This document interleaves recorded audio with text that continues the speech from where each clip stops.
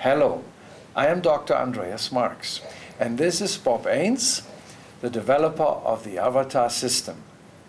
The Avatar system is an EAV testing device. EAV stands for electroacupuncture, according to the German doctor Reinhard Woll. This type of testing is also referred to as EDS, electrodermal screening.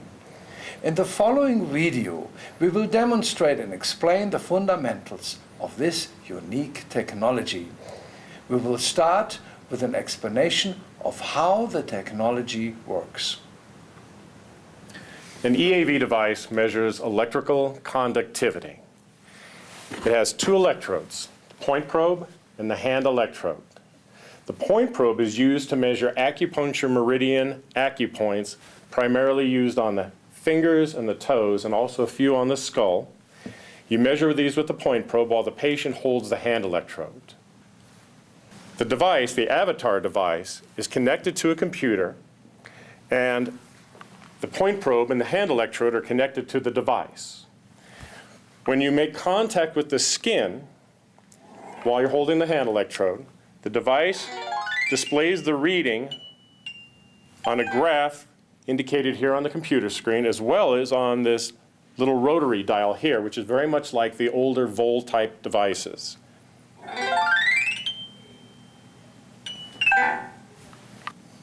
The Avatar device measures electrical conductivity. How this works is your body acts as a resistor. So when we make contact here, while we're holding the hand electrode, the electrical current flows from here to the hand electrode. Now, the way the device actually works is it sends out an electrical signal, an electrical voltage of 1.5 volts. Voltage can be considered to be pressure or potential. It's how much force is driving the electricity into the skin. Like I said, the Avatar system uses 1.5 volts. It's hardly anything, but it's enough. It's enough that it doesn't cause any disturbance, any side effects in terms of the readings that we get, any bias or any unwanted readings. And it's enough that we can just barely measure the amount of change. That's what you see on the display here. We know how much voltage and current's going in. We measure how much, after it goes through the body, comes out on the other end. That's what we're actually measuring.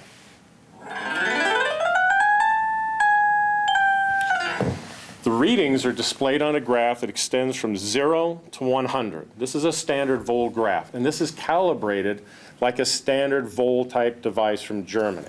Dr. Voll in his work was very methodical. Every single aspect of this technology was thought out, tested, improved, developed to optimize the capability of this type of device. The amount of voltage, the type of scale. Again, this type of device, the Avatar system, uses the actual Voll calibration curve. A lot of devices don't, but it optimizes the way you take readings. Again, the scale on these devices runs from 0 to 100. If you look at these color bands, they're set up so that the green zone is what we considered the ideal zone or the balance zone for readings. It extends from 46 up to about 58. Beyond that, you've got a yellow band that extends from 58 up to 65. This we consider an acceptable range. Not a bad reading, just acceptable. Below that, we've got a range that's blue from about 46 down to 44. That also is acceptable, but again, the green zone is where you like to see things. Okay, that's your ideal zone. Now, above that, you have the red zone.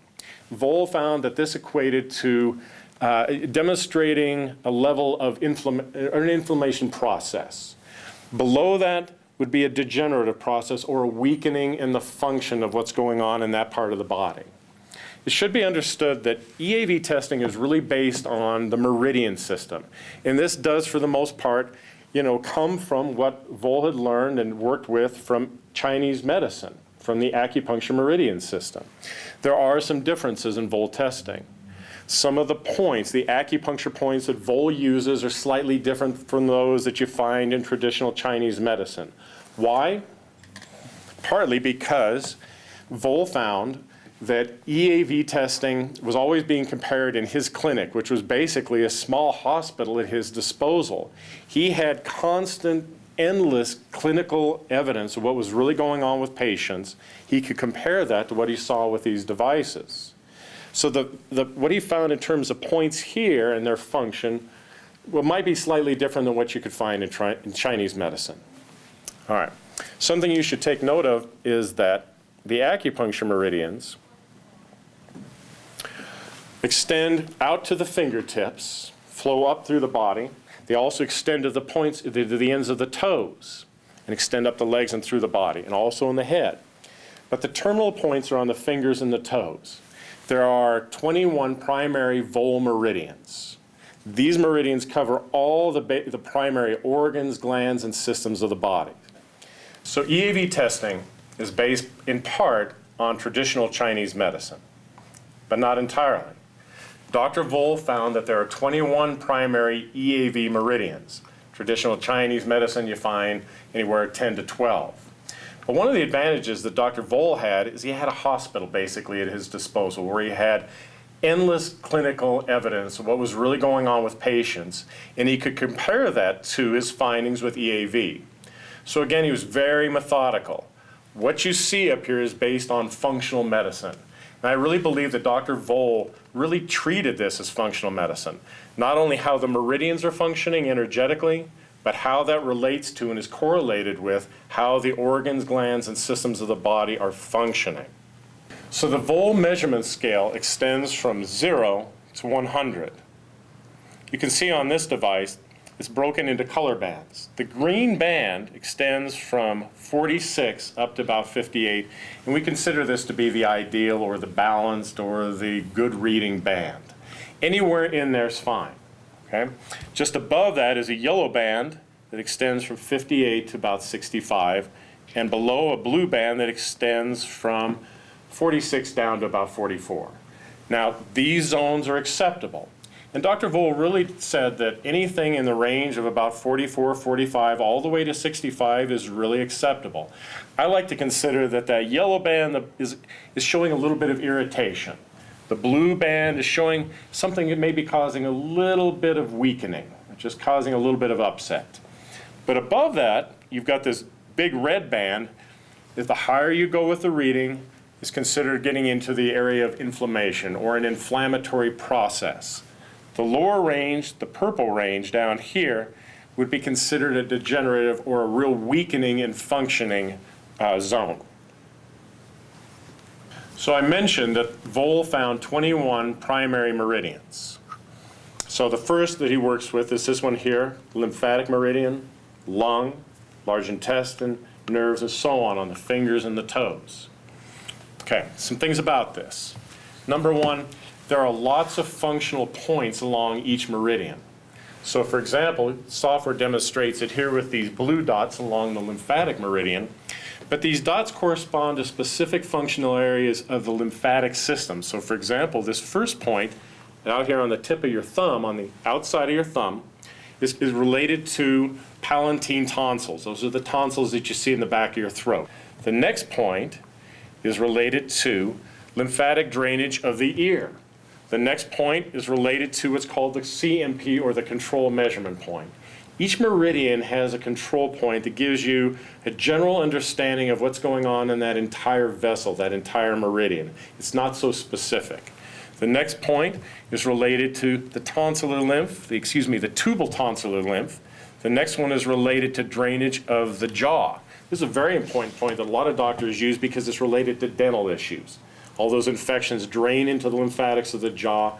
And that's kind of how Vole thought about this, is these points to what relate to what's really going on in the bodies of his patients. When practitioners use the Avatar system, like other EAV devices, they typically test a series of points. That's kind of the first part of an EAV testing session, is to get a set of baseline readings on the meridian points. There's a lot of value in this. This gives you an understanding how all the major areas of the body are functioning. The second part is something called remedy testing, and we'll explain all about that in detail later. But the next thing we want to do is actually go over the very first baseline reading that we take, which is called a baseline conductivity test. Here's how it's done. Our system comes with two hand electrodes. One of them is connected to the device, has a cable connected to it. the other one's not. Take the hand electrodes, place one in the hand of your client, your patient. One rule is don't wet their hands before you do this. You want to see how their skin reacts to conductivity without changing anything. Take the other hand electrode, the one not connected, place it in the other hand, and have them hold them firmly. Then take your point probe and just slip it down inside the hand electrode and make contact. We get a reading of about 93.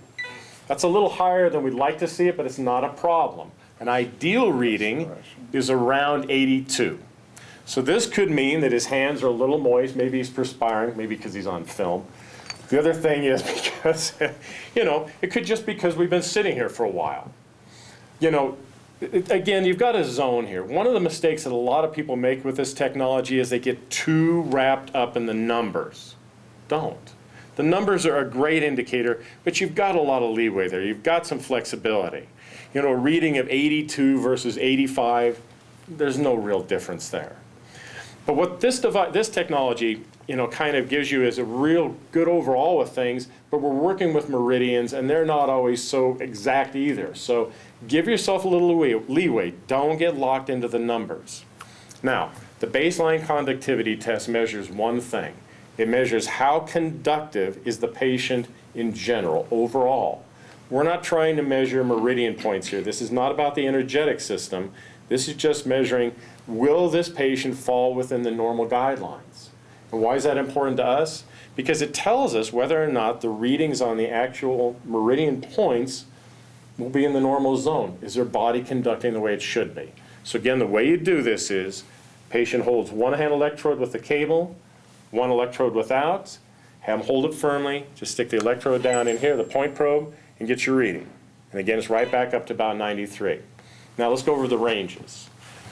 The ideal is around 80, 82. If it's higher than that, patient may be a little palm sweaty or maybe a little sympathetic dominant, maybe a little anxious. If it's lower than that, maybe down to like a 75, that's not a problem. But if it gets lower than that, then you have to look at it and say, all right, what might be going on? Why is the reading low? Well, the first thing to look at is, are their hands dry? Is their skin dry? So you can do something very simple. You can take water and just wet their palms. So just have them open it up and just spray into each. Or, just using tap water or bottled water, it doesn't make any difference. It's just water. All right, have them hold it and take another reading. His hands are already sweaty, so they're going to be even higher probably. Let's see. A little bit. But that's one way. Now, if when you spray that extra water on their hands, the reading comes up, then that's telling you their skin's dry. Does that necessarily mean that they're dehydrated? Could be. Could be that they're deficient in fatty acids. Could be that they're exposed to a lot of things that dry their skin in the day. Maybe they work with a lot of soaps. Maybe they're outside. Who knows? But you know that their skin is dry. So it means that while you're going through a testing session with a patient, you may need to keep an eye on this. You may need to re-wet the palm that's holding the hand electrode periodically. You may need to use a little bit more moisture when you're testing the points. All right? Now, let's say that you sprayed water on this and it brought it up a little bit, not too much. It still was like a 60, 65, and it hardly comes up. Now you may be looking at something that's more of a chronic issue. You find this with people that are suffering from chronic fatigue syndromes or possibly long-term viral issues or long stressful periods where their body's really exhausted, very low in electrolytes, it doesn't conduct well. Again, to do this test, have the patient hold the hand electrode that's connected in one hand, the hand electrode that's not connected in the other hand, take your point probe, stick it down inside the hand electrode, get a reading of about 93. In this next section, I want to really go over point testing. I want to go over why it's difficult to get a good reading and what it really takes a good reading. What are the real methods? What are the real mechanics of getting a good point reading? And also, what's really keeping you from getting it? So if there's one obstacle involved in point testing that keeps you from getting good readings, it's skin. Skin does everything it can to keep you from getting a good reading because it's doing its job. The job of skin primarily is to protect everything underneath the skin. Protect everything underneath from all the environmental factors outside. Protect it from being exposed to what's out, from puncture. Protect it from trauma, from being injured. Also protected from electrical current, from electrical shock.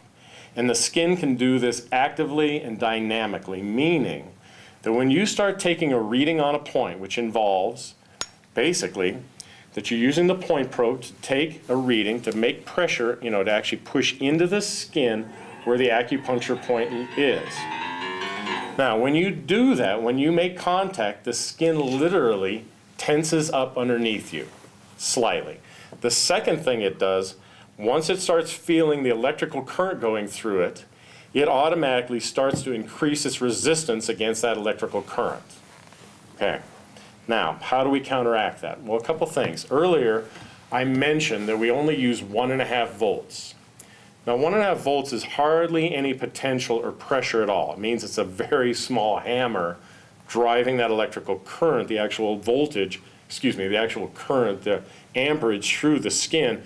It's a very small hammer, and we want to do that because we don't want to overstimulate the acupuncture meridian point with too much electricity.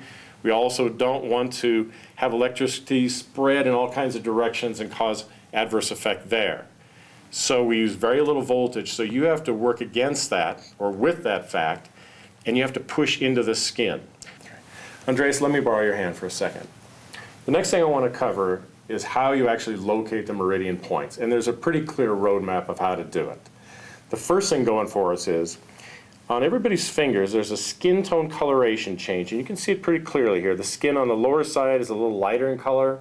Skin on the upper side is a little darker, and it's really along that line is where the meridian points lie. Not on the top of the finger, but right along that line.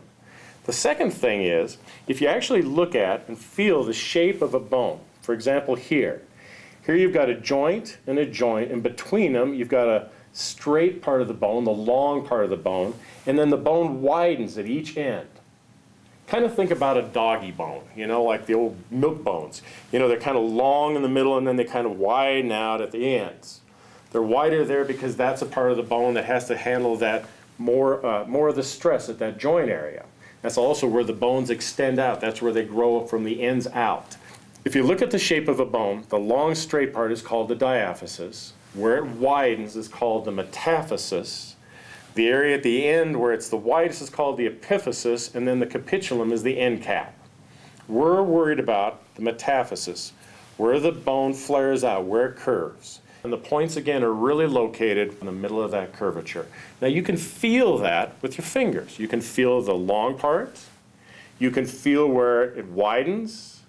And you can feel that there is that curvature right there. You can kind of think of it as here's where the bone starts to widen. Here is where it is at its widest point.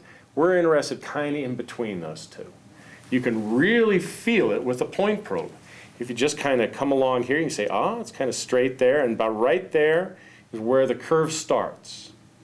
Then if you keep going up, you say, that's too far. That's kind of the top of the hill, or that's where the curve ends. If we go back, that's about middle right there. So that brings us to our next point, the angle. The point probe needs to be positioned so that it's perpendicular, or at a 90 degree, to the surface of the bone that I'm testing. Okay, not to the finger, but to the surface of the bone I'm testing. Now, if you don't understand perpendicular, just think of it this way. My point probe right now is at a 90 degrees. It's just straight out from the finger, okay? But here, I'm working with a section of bone that's curved out this way. So now I've got to get my point probe to line up with that curvature. And that curvature is going to be more like, about like this here. So if you can see that, this angle right here is where I want to be in the end. Now, why is that important? Well, the number one reason is because of comfort. When you're applying pressure on the point probe, pushing into the skin, take a look at this point probe. If I hold it up straight out in front of me like this and look at the shape of it, it's somewhat flat across the top. Okay? If I tilt it towards me here, or towards you, the tip of it has a little nib that sticks out. That nib is there so that it doesn't slide around when you've got it in position. It holds its place. It also has a groove cut in it. That groove is there so that it holds a little bit of water. It increases water surface area. Same with the little slits there. They just hang on to a little bit of water when you're testing. It helps out. All right. But if I take my point probe, and for example, if I'm testing something that's flat like this, that's 90 degrees at it, and now I'm taking advantage of most of the small surface area that I have to work with there. This isn't a lot of surface area to conduct electricity. Now, if I take this and angle it, now I'm putting all my pressure on just this little edge here. So I'm only conducting off of that small surface area.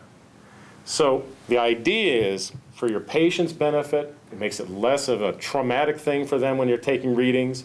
Also, to conduct electricity better, you learn to get the point probe into the right angle. And how do you do that? Andreas, hold this for me, please. Okay. Let's talk about water for 1 second. I'm going to segue away from this. All right. The amount of water you use, here's the rule. Is enough water to help you get a good reading and not any more than that. You want to minimize the amount of water. I'll explain that in a second. But we use just a small amount of water, and how we do it is, this is something I learned from Dr. Marks, and it's a great tip.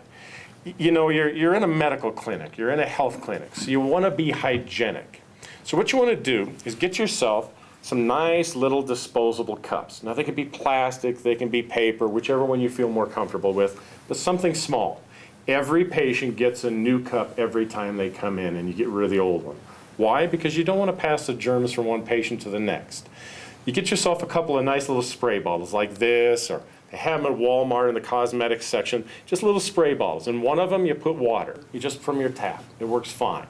The other one, you want to get something that'll help evaporate water and also use as a disinfectant. Grain alcohol works best. You know, it's very inexpensive, it works very nicely. Something like vodka is very inexpensive. And you mix about 2/3 vodka, about 1/3 water. Also get yourself some nice soft paper towels and have a roll of them available all the time. So you can spray some on here, the water alcohol mixture. This is just water in this example.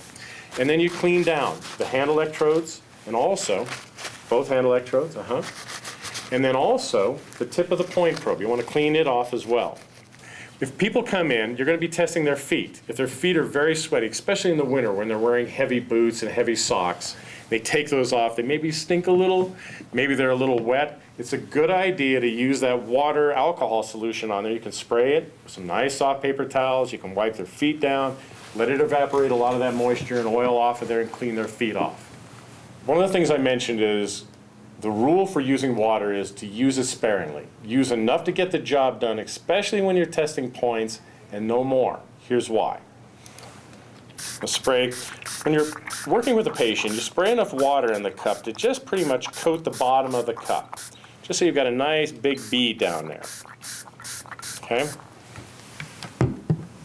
Now, when you're taking readings between points, how you do it is this. Take your point probe, drop it down here until it makes contact. It'll have a big drop on there. You can kind of flick the excess off. Okay? The tip will still retain enough moisture to take a good reading. You may have to do that a couple of times, but again, you don't want to use too much water. Andres, let me borrow your hand for just a second. Now, if I take water and I smear it along here, which I see some practitioners do, and you know, I understand why they do it. It makes it easier to get a reading, but the problem is now when I take a reading here, electricity is not just going in that point area. Electricity is not convenient. It just doesn't go in one simple, direction. It goes everywhere. And if it has a nice wet circuit along this skin, it's going to go sideways along the finger, not just down to where you want it to go, down underneath the skin to that meridian point. All right. Another thing is if I got water all over here, and if I'm testing their hands, now all of a sudden I become a conductor. For example, if I take a reading here, I'm testing myself. I'm not holding the hand electrode. Andreas is, but there's enough moisture between us that now when I take a reading, I'm conducting through him. Now, you can avoid that by getting yourself some nice little simple cotton gloves. Don't use the rubber gloves. They're a little harsh on your skin. They're a little impersonal. Get yourself something like this that you can launder between sessions. And as long as it's dry, have a couple of them around, because if it gets wet, you need to change it. But now when I'm holding him, I can push anywhere, but now I'm insulated. Not energetically insulated, electrically insulated. When you're actually taking a reading, what actually is going on is I make contact with the skin here. And when I do that, I've got to get the electricity to go through the skin layer, down underneath it, down to where the meridian point is, which is just above the bone. It's not in the skin, it's below the skin. And again, like I said, the skin is doing everything it can to block me from getting that electricity through there. So I compensate for that by pushing in. I have to apply pressure to the point probe. Now the question is how much pressure? The fact is it varies radically. The amount of pressure that's required to test a young child with very supple, soft, non-callous skin that's moist is hardly anything. The amount of pressure that's taken to get a good reading on my tough, callous, dry skins from being outside golfing and holding things for decades, it's probably 500 to 1,000 times more pressure per square inch.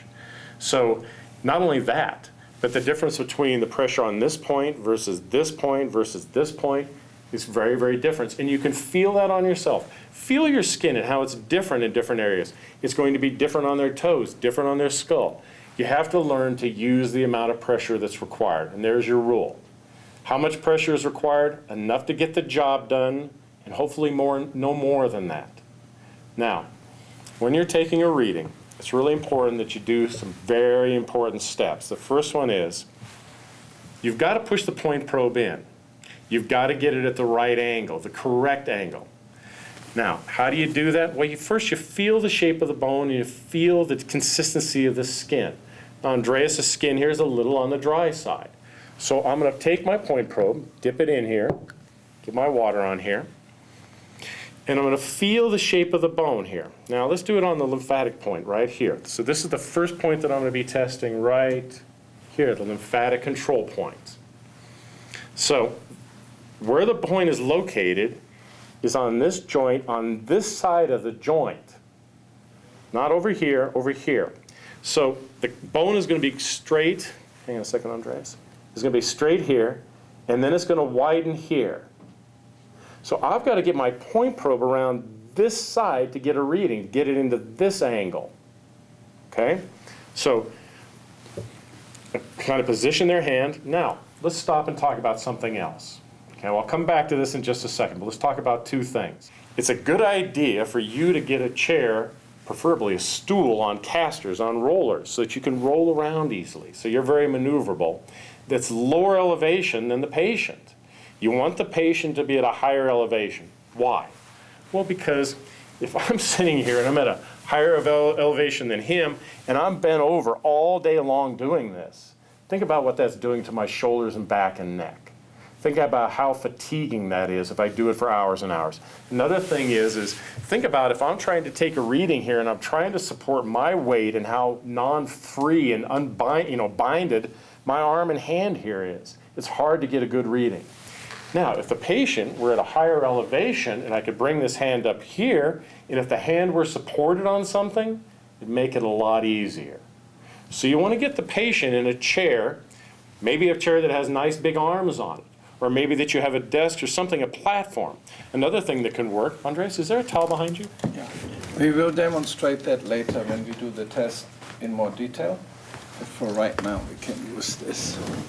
Another thing that can help is just get something that props things up a bit. So even here, I've added in like 6 inches up here. So now I'm not bent over as badly. My posture is better. Another thing I'd recommend, I learned this from Andreas, and it's not critical, but it's suggested, is when you're doing testing, you move around to get the best angle. Don't be afraid to grab their hand. I don't mean hurt their hand, but just grab their hand in a way that you can position it to accommodate you getting a good reading. If the patient's really holding against you, just tell them to relax for a second. You're good with them. All right? Another thing is it's not a great idea to be confrontational. In other words, don't be right in here, right in front of the poor person. Especially on a lot of levels, that could be somewhat confrontational. It's better to be off to the side slightly. When you're testing the feet, you want to have them bring their feet up to the side. Now I can see what's going on. I can get a good reading. Of course, you don't want to have shoes on when you're doing it. All right. So posture is a big deal. For your patient, you just want to have a comfortable chair where they're higher. A lot of times you can either have an elevated position, but it's not a bad idea to use a riser, a podium. Set the chair on that to bring it up a good 9 inches or a foot. Get it up so it's up in front of you. Okay?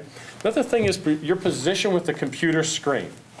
Now, this is not ideal, but we're doing filming here. Ideally, I would probably switch. So Andreas, if you were actually testing me right now, this would work nicely. The screen is pointed at him. It's important that you have a good visual of the screen. You have easy access to the controls of the keyboard and your mouse. Another thing is a lot of practitioners these days are buying computers that have something called an HDMI output jack, and they'll mount a nice big display somewhere where the patient can see it easily.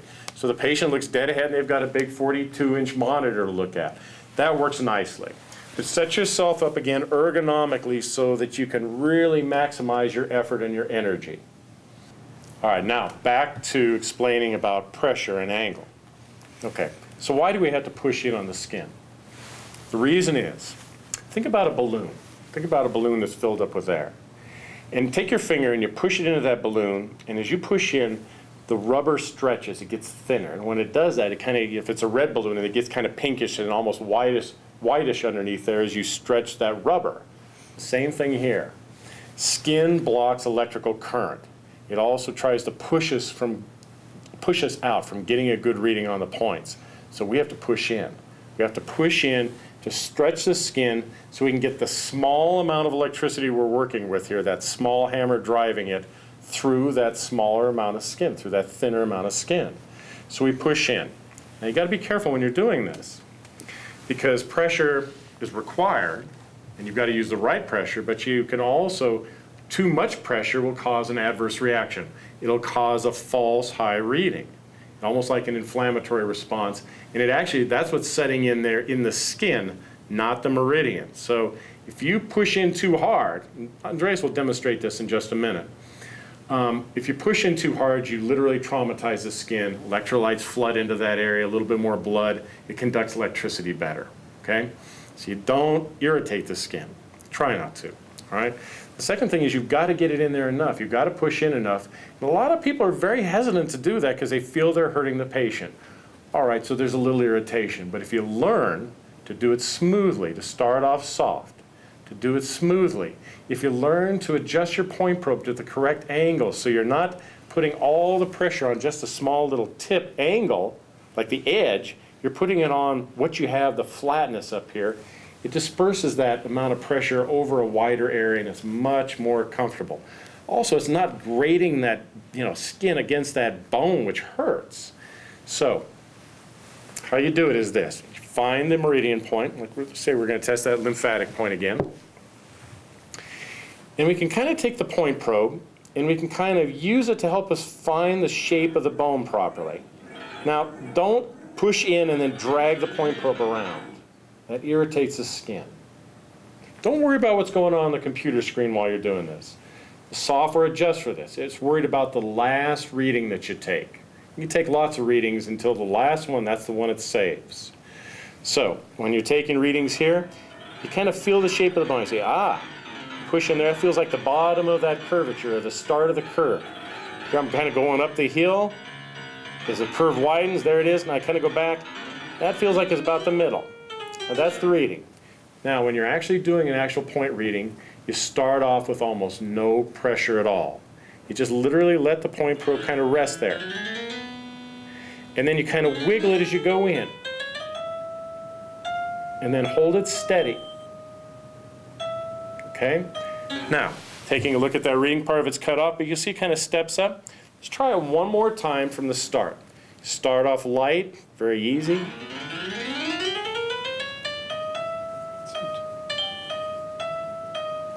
And there you go. Now, a couple other rules about pressure. Oh, by the way, it's a good solid reading. Falls right into the top of the green zone.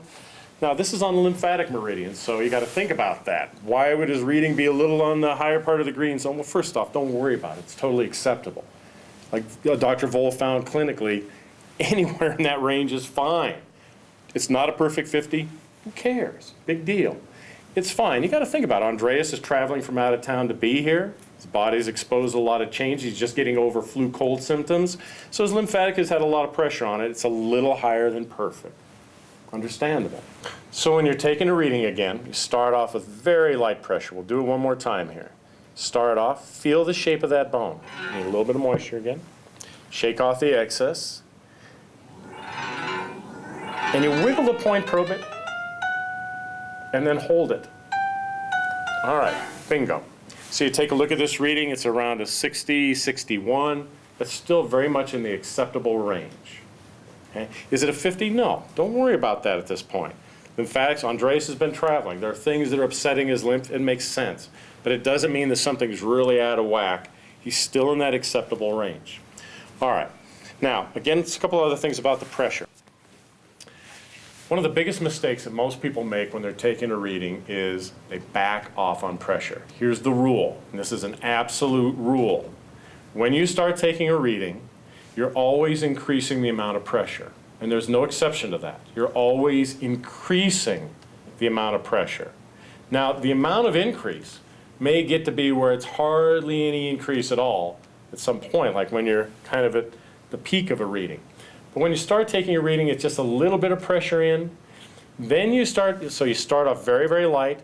Then you push in smoothly. And then you hold it in. You actually push in just slightly push in, push in, push in. Now, why do you do that? Because you want to filter out something called an indicator drop. Now, we'll explain that in just a second.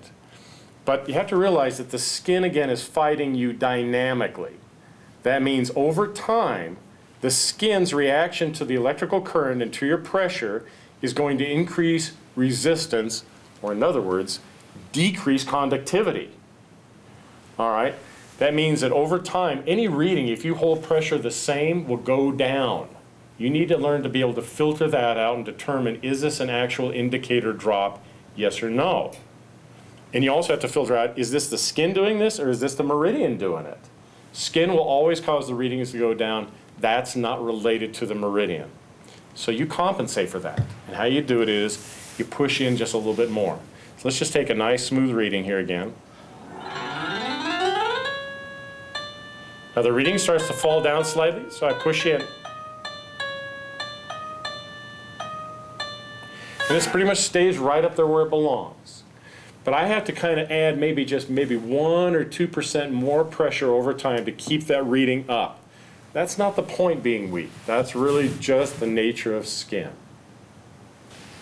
Okay, so let's take one more reading here, kind of demonstrate this again. You start off light.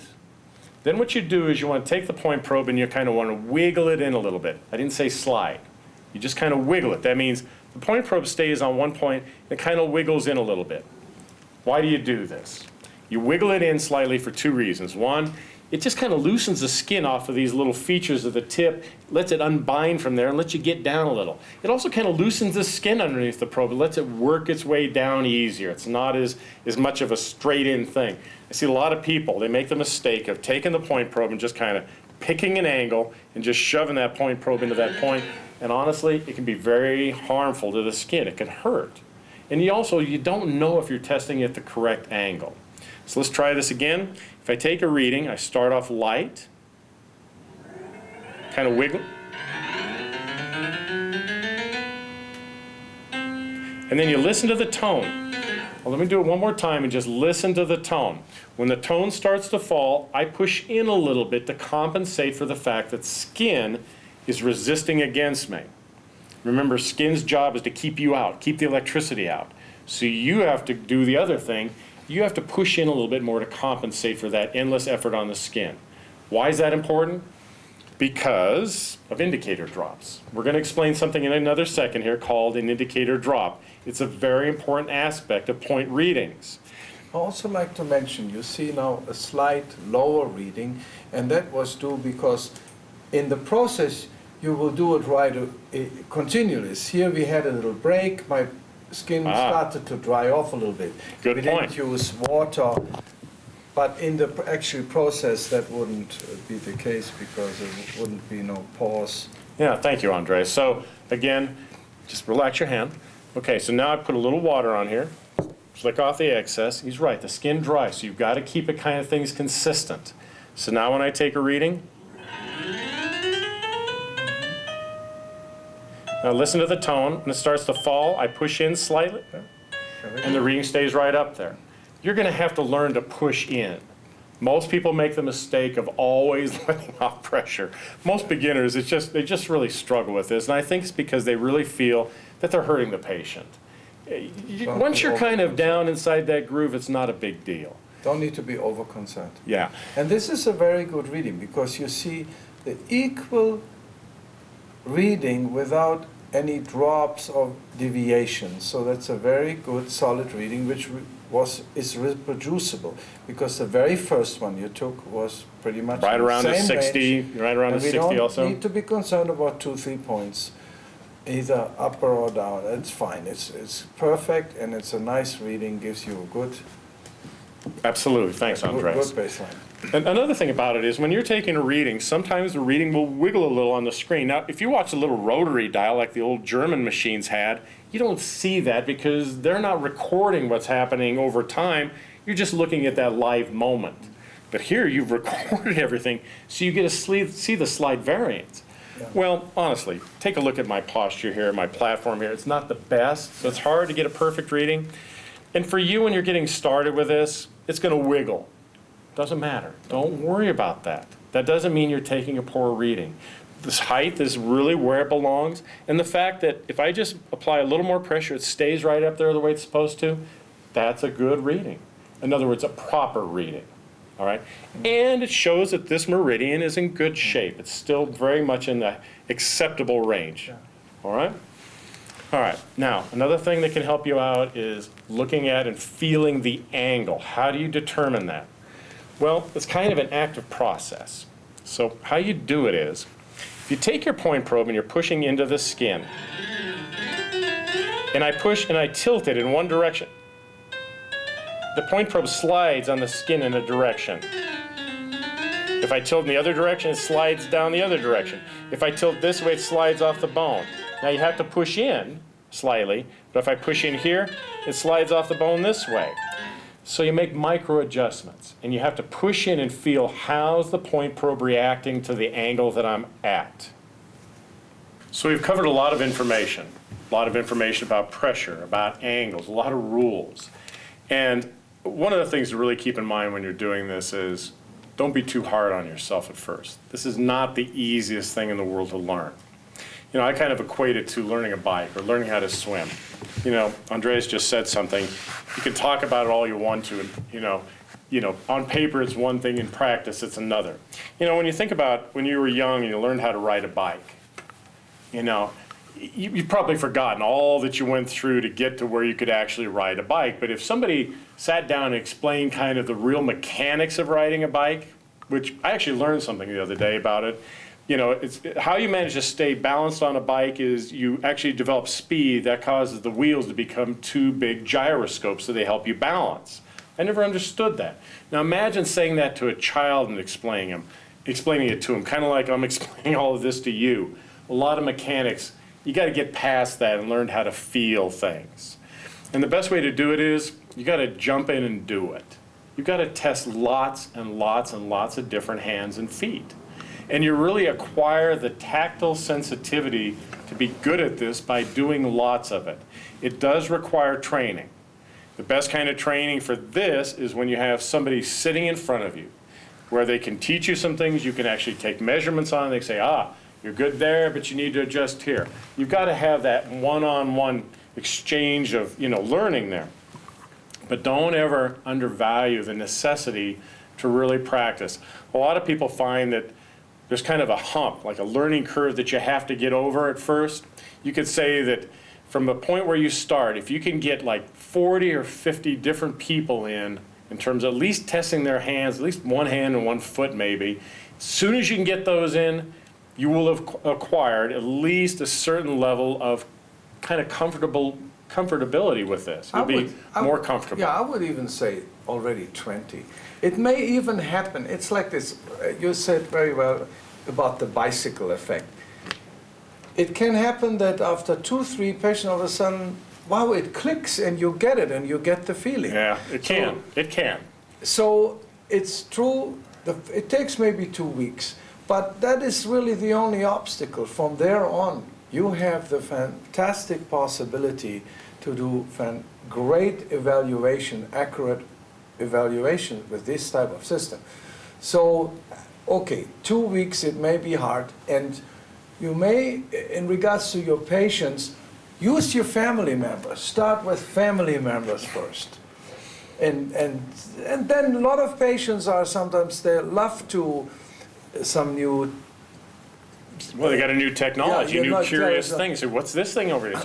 This is the avatar system. And then you say, let me show you how it works. right, that's the way to. You know, line people up. Just make it easy. Just find a way to do it. You know, I can't stress enough how important it is that you don't take your training or don't do this and then just kind of, well, I'm going to wait until I get good before I try somebody else. No. You've got to get in. Jump in the water. Yeah, if you want to learn to swim, you don't swim in the wading pool. You jump into the deep end where you got no choice. You have to learn how to swim or you're in trouble. You know, something else I can equate this to, when I say tactile sensitivity, it means this is not an intuitive device on some level. It can be used that way, but we're trying to explain the mechanics, the tactile, the actual feeling sensitivity of this, not the intuitive feeling.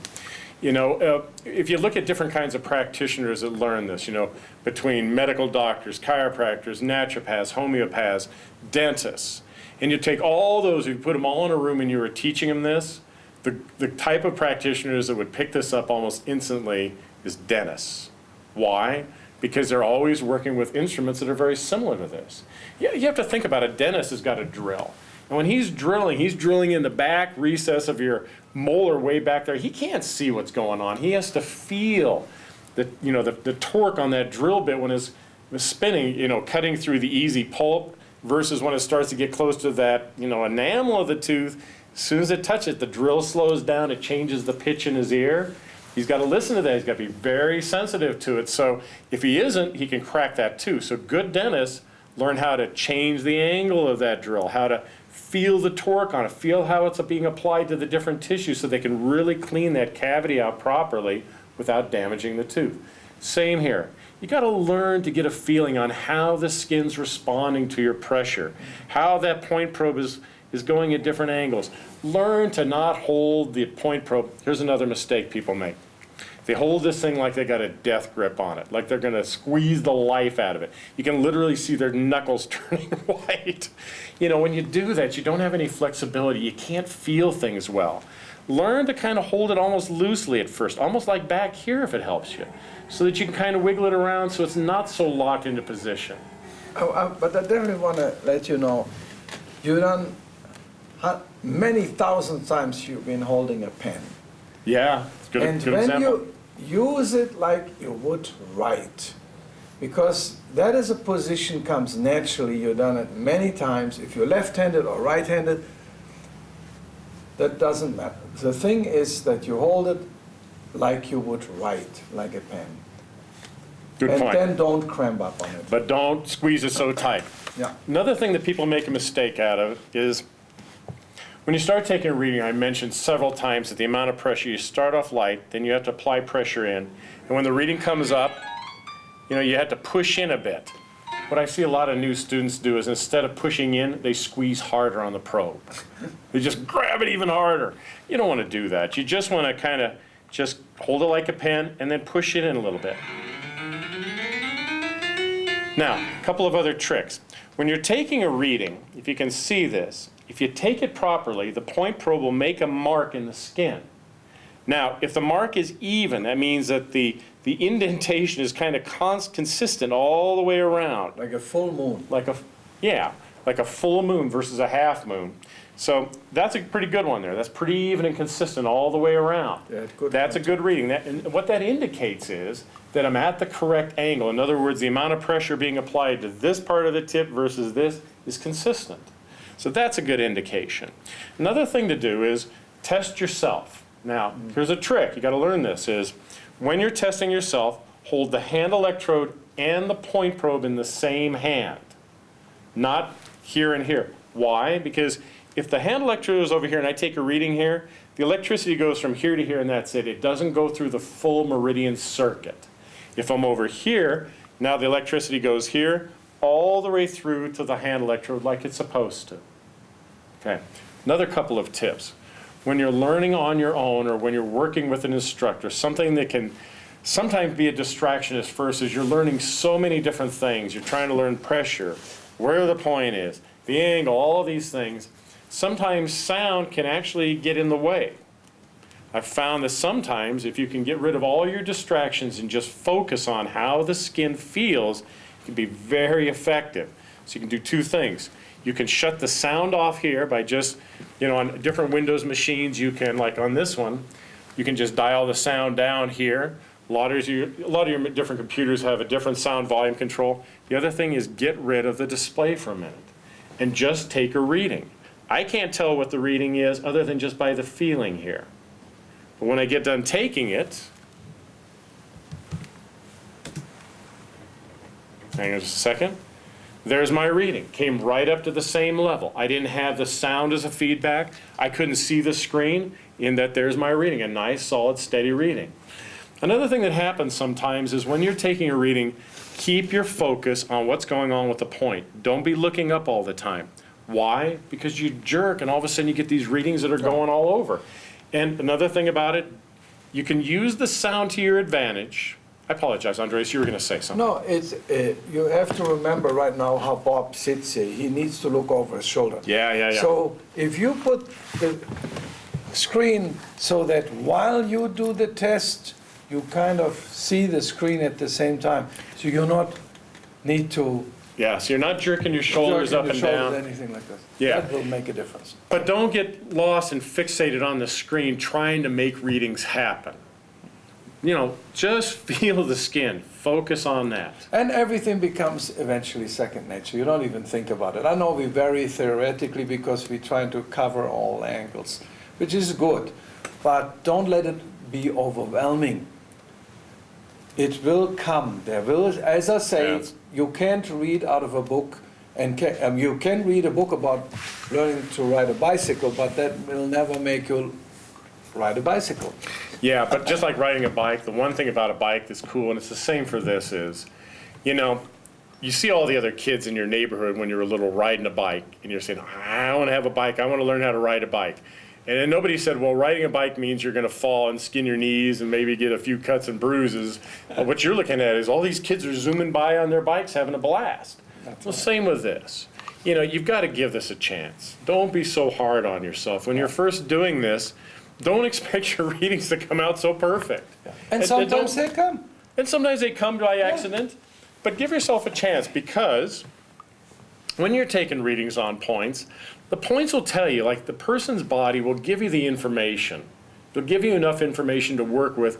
Even if it's not perfect, it's still very useful. So that, your readings may be going up and down a bit. Stop, take another reading. If that one goes up and down a bit, just take a breath. There's another point. Don't forget to breathe. Straighten your back up. Just say, relax for a second. Then go back and take another reading. Now I can feel it. Let's go ahead and turn the sound back on here. So, don't get lost in this thing too much when you're doing it. Give yourself a break. Give yourself a chance. All right. Andreas, is there anything else you'd like to add? Basically, we covered everything, but the two obstacles of too much pressure and backing off and getting what we call false indicator drops. I want to demonstrate them one more time. Oh, actually, I apologize. There is something I'd like to cover first, if I can. Sure. We've never explained what an indicator drop is. That's right. Yeah, let's do that. Why don't you talk about that? All right, thanks. So what an indicator drop is, again, Voll thought of this as functional medicines. So when you get a reading on a normal patient, and when I say normal and when Andreas says normal around here from now on, you're talking about somebody that their hand-to-hand electrode test is in the normal range. Okay, so they're conductive where they should be. So when you get readings, you can count on them being, where they should be. Okay. You found that readings around 50 that come up that stay around 50 indicate a very balanced meridian. That means functionally that meridian's balanced, functionally that organ or gland associated with that meridian is balanced, functioning properly. Readings that are a little elevated that show irritation. Now what's important about that is irritation means that something's bothering that area, like the zone between 58 and 65, but not affecting function. All right, now if things are more of a stressor, whether it's a toxin, some kind of environmental stress, a pathogen, whatever it is. If it's causing inflammation, then the body is doing something to compensate for that stressor, but in terms of function, that organ or gland is still functioning properly. And that's how things have to work in the body, because as soon as things stop working properly, for example, if the kidney starts shutting down at all, or if the liver starts processing poorly, not producing the right amount of bile, the right amount of enzymes, thinking about how that affects everything else down the line. Your digestion, your hormone production, everything goes out of whack if something else starts to fall in terms of function. So, readings that are inflamed, the body can still compensate. It can send out its immune system. It can send out its power, its reserves, whatever it needs to keep that working properly. But Dr. Voll found that if you get a reading that comes up, I'll demonstrate it on my palm so that I can manipulate the probe. All right? This is what an indicator drop looks like. It comes up, but at the top, it wants to fall. Now, if it falls, you push in. And if the reading comes back and stays up, that's not an indicator drop, period. Okay? No debate about it. It comes up and it stays up when you applied pressure. That's just the skin working against you. But if a reading comes up, hang on a second, let me try one more time. Shoots up and it starts to fall. And you push in, but it still wants to fall. And you push in, but it still wants to fall. That's an indicator drop. That's a true indicator drop. And if you see the reading being so high right now, we use the inside of the palm. There's a lot of moisture. It conducts a larger area. So we're not concerned about the actual reading. We want to just demonstrate. And I'm also jabbing the point probe in and letting off pressure, by the way, to just demonstrate what it looks like here. Yeah. So this is, I don't have an indicator drop. I'm just trying to give you this as an example. Mm-hmm. But in this case, what's important about this is Voll found that a true indicator drop means there's a loss in function or a degradation or degeneration in function in that area. It means this is a much more serious condition, or it could be. Okay? So you want to make sure when you're doing testing that you determine, is this an indicator drop or not? And reality-wise, you should rarely ever see any true indicator drops because unless somebody's really sick, correct? And there is a degenerative process. Yeah, degeneration in function again. Mm-hmm. So now I think there was something that you wanted to demonstrate on the palm. Yeah, then you covered that one. That's excellent. What I would like to just show is when people poke and they get too high readings due to traumatizing the skin through poking the skin. So Bob many times explained already, just set the probe on the skin and then slowly increase the pressure like this. Now if I use the same point and I poke the skin, I'll do this right now, and it's, you see, I get about 20 points higher just because I poke the skin. What it means, I set a microtrauma. And you see the point gets very red of that. And that is sometimes at the beginning when people start learning this, they just poke the skin. So don't poke the skin. Okay. Yeah, again, always avoid doing things to traumatize the skin. Another thing that's important about readings is something called the rise, how quickly the reading rises up. In other words, this scale is from 0 to 100 in amplitude and height, showing where the reading falls there, but the lower scale is 1 to 10, and those are seconds. So if you count, the reading starts up and it goes across 1001, 1002, 1003, 1004, 1005. Now, this is a great reading. It comes up nice and smooth. It comes up and it reaches this peak about right here. It takes about 1 2/3 seconds to get there. Another thing is, as it comes up, it's real steady. It gets more angled over, it rises even slower, and then it rolls over. Those are indications that the reading is nice and healthy there. You've got a good foundational reading. Even if it's a little high, I'd still say that that reading is kind of, pretty darn good. Yeah, but the graph right now is not so important to evaluate a condition or so. It's just to demonstrate the evenness, the nice reading. It shows that the reading itself, the approach with the probe was very even and very nice. So that will help you, that graph, to determine that. It does. So, you know, again, this is kind of, but it's also, this would be what a healthy point would look like. Now, sometimes you'll find a point that really is an inflammatory process, not just the skin, but that meridian, and you'll barely even touch it. Now, again, I'm faking this, but it's going to look like this. And it's going to rise up instantly. It's going to make it poking, by the way. And I poked it. Yeah, I poked it pretty hard to make it do this. So even if I use proper technique, sometimes they'll do this. So if you like are very gentle, you just let it rest on there, you apply pressure evenly and assertively, but not aggressively, you make sure your angle is correct, and it still does that, that alone tells you this is an inflammatory, this meridian's, it's fighting here. Something's going on there. So when I'm saying something about that you don't have to be so hard on yourselves, the body will tell you things. You'll find that people you test, all of a sudden they do this. Well, you don't need a lot more information there. You can hold it to see if it drops, but you've got a lot of your information within a half a second. Okay? And the beauty about this whole system is when you find this type of reading, let's say, for example, at a lymph point 2, which Refers relates to jaw drainage. to the jaw drainage, and you can almost with certainty say there may be something going on with the teeth. And then when this patient goes to a dentist, and the dentist is surprised, how did he know? Yes, you have an abscess in one of your molars. It shows right there with one little measurement. It gives you an indication there may be something wrong, and I have it seen so often. And what a wonderful system to be able to detect such conditions. Yes, absolutely. You know, certainly part of this equipment is about the meridian system, this very ethereal, who knows what it is, meridian system. But it's really how it translates to the actual organs and glands and how things are really functioning. So Andres is right on the money. At the same time, while I said that, we should be careful with using this as a pure diagnostic device making claims. I agree. So we have to be careful. We see there is a disturbance in the energetic field.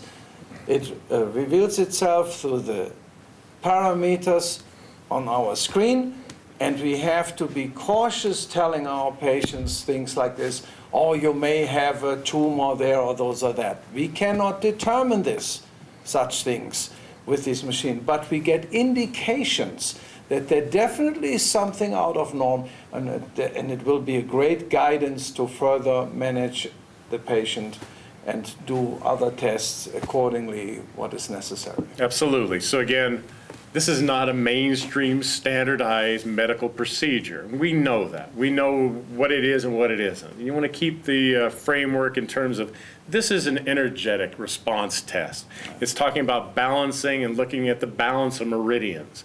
It's not the same as taking a biopsy or a blood test or doing a hardline examination or a CAT scan or an MRI. It's different. But it can be a very powerful adjunct. It can be something that can complement all those. It can give, it's also a powerful early warning system. It can give you insights into things that are starting to occur that are not going to show up in a lot of other things. So very, very powerful technology. Very good.